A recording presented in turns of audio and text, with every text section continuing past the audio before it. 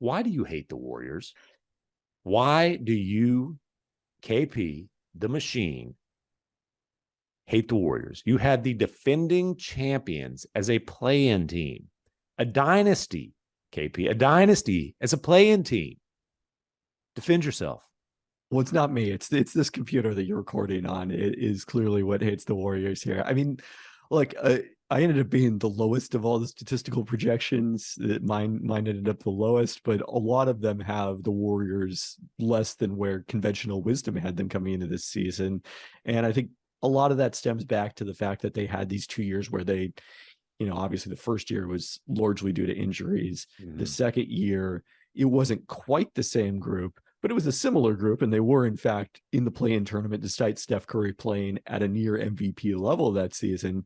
And when you're using projections, the best projections are going to take, multiple seasons of data. So when one of those, 2 of those seasons include seasons where they didn't end up making the playoffs, I think it's kind of inevitable they're not going to look as strong as you'd expect for a team that was as good as they were last season.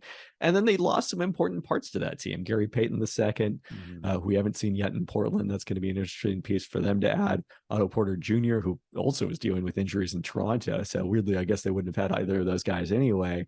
And, so much of the excitement about the Warriors was they have this group that's good enough to win the championship now.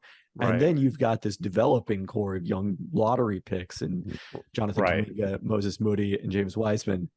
And that group hasn't held up its end of the bargain right now. I mean, I know you tweeted last week about James Wiseman's plus minus, or you mentioned it in the context of looking up, finding out Kevin Durant's plus minus. So I knew it was bad. And so I'm like, does Wiseman have the worst plus minus in the league? And at the time when I looked it up, he was second worst behind only Kevin Durant. I actually looked it up again today. I was doing power rankings comments, and I was curious, where did Jalen Green rank? I knew it's second worst. Do you know who the worst plus minus is? This is just a little nerdy trivia. The worst plus minus in the league right now. I'll give you a hint. He wouldn't otherwise come up on this podcast because he's not in the West. Someone on Detroit. No, Rui. Rui Hachimura. Yeah. Wow. So, but Wiseman is really interesting. Like Kuminga, he has not earned minutes yet, right? Wiseman is interesting because every time I watch him, there are things that you're like, wow, like, dude, a guy who's that big, running the floor like that, he's going to have some dunks. He's going to have, he's going to block a shot. There's going to be just things that combination of size and athleticism are going to jump off the TV screen. And you're like, damn, the dude played 16 minutes and he's minus 11 on a pretty consistent basis. What do you look at with him as like reasonable hope for his development this season? Because right now what you're looking at, I think, is you've got to play him, you've got to try to develop him, and then late in the season, entering the playoffs, as it stands, they're going to have to make a decision. Hey, do we pull the plug on him and crank it back up during training camp?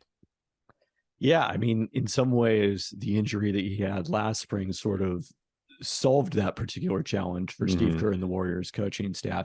I mean, to me, the reasonable expectation has been if he can be their version of what JaVale McGee was on those championship teams, where, clearly they have reoriented the offense a little bit this season to feature him more in the pick and roll, because that's what he does best is, finish out of that. And that's not really Steve Kerr's philosophy and what he wants to do, but you got to adapt to the players that you have. And then defensively just be a presence around the rim and block shots in that way and kind of don't muck things up, because that's don't be totally lost. Yeah, don't be totally lost when it's not just being big and athletic. Exactly. And for him to be up there in terms of plus minus is pretty troubling, given that he's not a starter. He's not someone who's playing massive minutes this far. They're minus 22.5 per 100 possessions with him on the court, plus 16.9 with Kevon Looney on the court. And look, that's not all him. That's also some of the other young guys. But I mean, we saw a similar thing happen when he was a rookie, and it's troubling that it's the same trend that we saw then. Right. But just the talent is so obvious that I think they do, even at the expense of wins and losses. I think they do have to invest the time. They have to give him the minutes. They have to, put everything in that they can to try to develop him as the season goes on. Because maybe he ends up as a guy who makes drastic improvements